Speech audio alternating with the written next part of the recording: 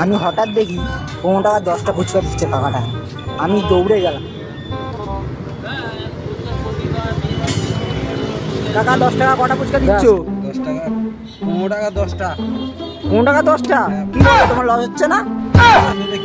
কি করে সেল দা বাড়ায়। কি করে এই যে কাকার ফুচকার দোকান, 15 টাকা 10টা, ঠিক আছে, অসম্ভব ব্যাপার। এই যে কাকার আলু মাখা, দেখা যাক হাতের জাদু কেমন।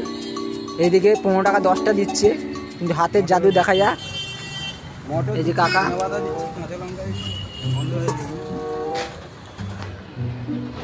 কাকা নিজের হাতে ফুচকা বানাও? হ্যাঁ,